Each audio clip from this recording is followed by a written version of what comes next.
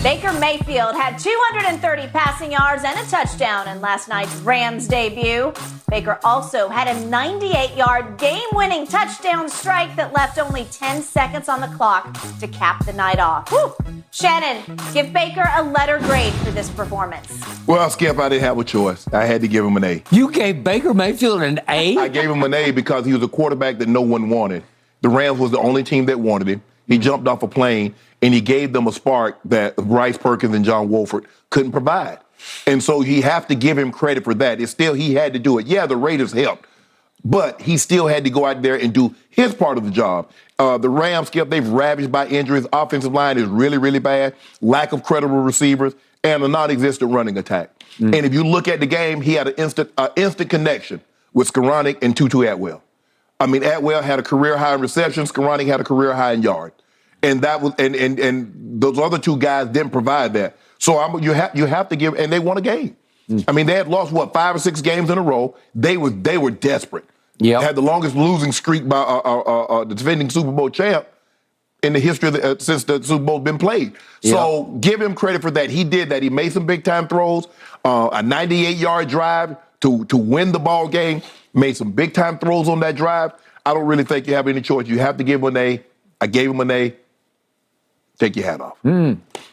You were taking your hat off for Baker Mayfield as opposed to throwing your hat at Baker Mayfield? Yeah, I mean, I gave him no choice, Skip. I had no choice. I mean, I was trying to find a way to give him a B, C. Really? But after that, I just had to give him an A. That is big of you.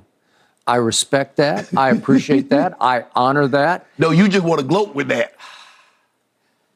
I don't have to gloat because he did that for him.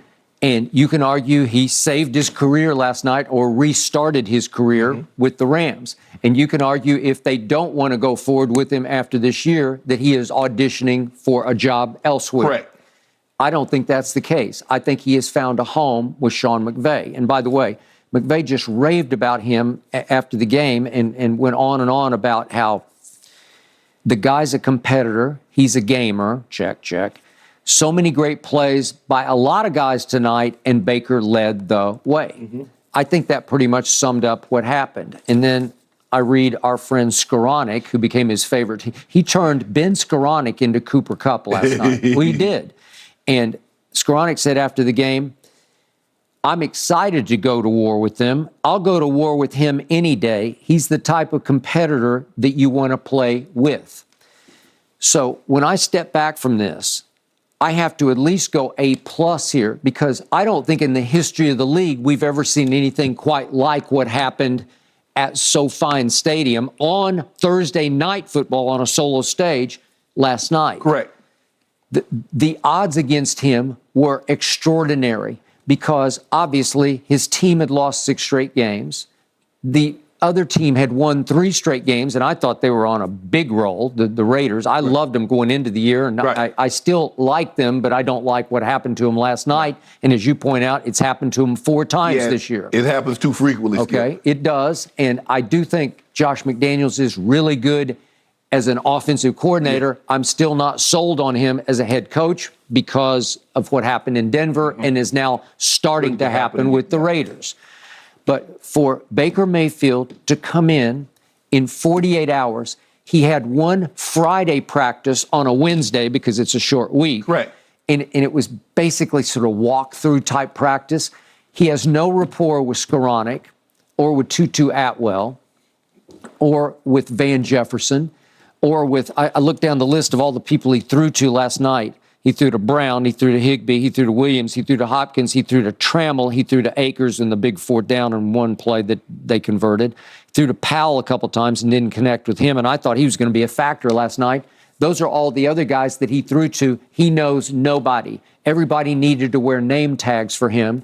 And what does this say about OTAs and mini camps and all that training camp that you guys had to slog through every year? What does it say for that he came in cold?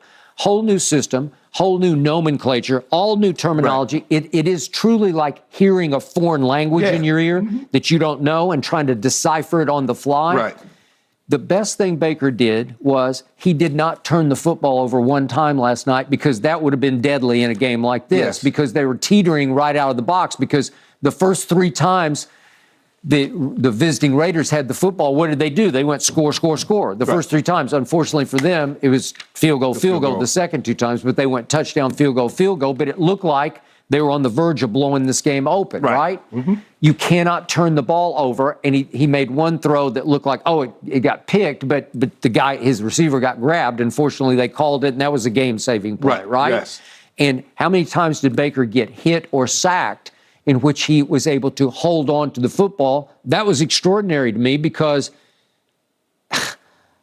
Max Crosby and Chandler Jones are flying at him, and sometimes it felt like they were just coming out of the starting blocks, like unblocked upon him, and they were swooping in.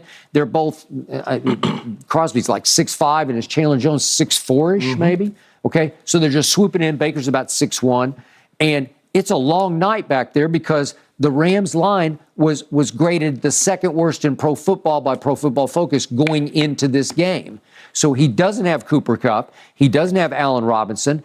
They're one of the worst rushing teams, although they were able to run the ball credibly last night and take a little bit of pressure off him. So in the big picture, to be able to hang in there and take the pounding that he took, because I think he took some big shots last night. Okay. A couple of times he had to shake it off and sort of shake the cobwebs out and bounce back. But you realize that 98-yard drive, I saw the percentages when they were back in jail at their 2-yard line.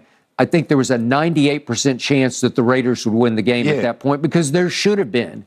And that is the longest go-ahead touchdown drive in the last 2 minutes of a game over the last 45 NFL seasons. Well, I've just never seen anything like it, because it was hard enough to get out of quote-unquote jail, because you got to have the poise to make a couple of throws just to get out where you can actually maneuver. But the thing is that, see, what analytics didn't take into account was that it was the Raiders. Like you mentioned jail, but the Raiders will jail you and leave the keys hanging so you can get a hold of them. They left the keys in a couple of places. They made some mistakes. Yes. But I also detailed for you, Baker got some bad breaks early on, because right out of the box, he hits the big 22-yarder. It's a 3rd and 13 play to Skoranek. If we could see that again, it's 5:37 left in the second quarter. And you could argue this is one of the best throws of the night, but he hits Skoranek for 22 yards to get it all the way down to the 23. Our crack staff was able to find that play on the fly. That was a great job. This is a really big-time throw, and it sets them up to score a touchdown. They're at the 23, and on the very next play, guess what Cam Akers does? Or guess what Chandler Jones does? He nailed it. He actually fisted it. You know, he dropped a dime of a fist right on the football, knocked it free, and all of a sudden, Sean McVay's about ready to throw his headset over there, because they had a chance to cash on that one. And then Baker's got another drive early in the third quarter where he hits Atwell for 14 yards. And if we could see that play, it's 3:44 left in the third quarter. And they call Havenstein for a hold that I just wouldn't have called. I guess maybe by the letter of the law. But this is a big play in this game. It's down to the 16-yard line, and we see the flag on Havenstein. Did he grab him and yank him? No. And plus, the ball carrier is passed. It didn't contribute to the play. The play was already in motion and gone by.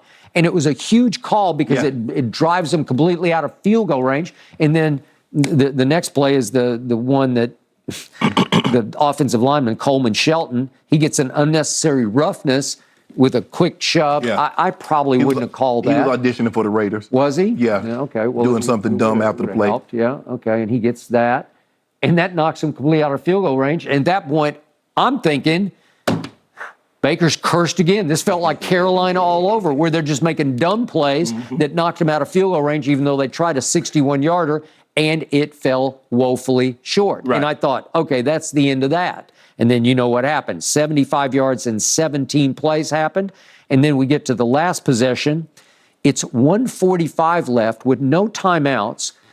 1st and 10 at your 2-yard line, because of one of the damnedest punts I've ever seen that wobbles up the sideline all the way to be blown dead at the 2. And I'm sure you're thinking, okay, that's the end of that, right? Yeah. Because it's just hard. It's hard to even get that drive started. And then if we could just see the throw of the night, which is just Skoranek sort of up the boundary. It's Right. a 32-yarder. You had issues with the safety who sort of runs right through the play. I'm not sure exactly what he was doing. Yeah, he doesn't even know. Yeah, but it's a really good throw and a really good catch because you got to go up and snatch it and you got to fight for it. And it looked like it was sort of tie goes to the runner, and then that's the last play, obviously. You want to talk about dropping a dime? A beautiful throw. You had issues, as did Richard Sherman on the Amazon telecast, with what are you playing press man for?